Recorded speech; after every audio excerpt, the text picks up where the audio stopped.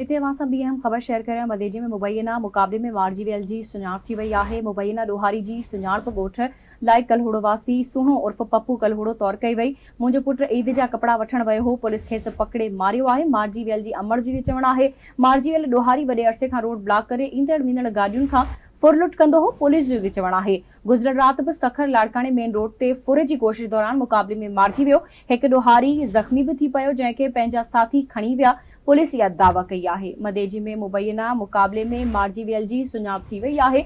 मुबैना ॾोहारी जी सुञाणप ॻोठ लाइक कलहोड़ो वासी सुहिणो उर्फ पप्पू कलहोड़ो तौर कई वई। मुंहिंजो पुट ईद जा कपड़ा वठण वियो हो, पुलिस खेसि पकड़े मारियो आहे।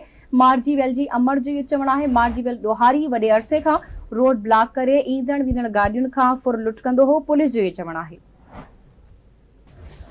तफ़सील मालूम कंदासीं आवाज़ न्यूज़ रिपोर्टर अब्दुल हकीम सहतो खां। जी अब्दुल हकीम, छा तफ़सील आहिनि, आगाह कजो। जी गुज़िरियल राति मदेजी वेझो गाहेजा थाणे जी हद में मुबैना पुलिस मुक़ाबले में मार्जीवेल जी सुञाणप मदेजी जे कटे वारे इलाइक़े ॻोठ लाइक कलड़ो वासी सोनो उर्फ पप्पू कलड़ो तौर कई वई आहे। उन मौके ते संदसि अमड़ ॿुधायो त मुंहिंजो पुट ईद जा कपड़ा वठण वियो हो। संदसि खे पुलिस पूरो मुक़ाबलो ॼाणे मारे विधो आहे। संदसि जे सोशल मीडिया ज़रिए जेका ॼाण पई त संदसि गाहेजा पुलिस मुक़ाबलो कयो आहे। राब्तो करण ते गाहेजा पुलिस ॿुधायो त पुलिस मुक़ाबले मार्जीवेल वॾे अरसे खां रोड ब्लॉक करे ईंदड़ वेंदड़ गाॾियुनि खां फुरलुट कंदो हो। गुज़िरियल राति में ॾोहारी सखर लाड़काणो मेन रोड ते रुकावटूं रखी फुर जी कोशिश करे रहिया हुआ त संदसि सां मुक़ाबलो थी पियो हो।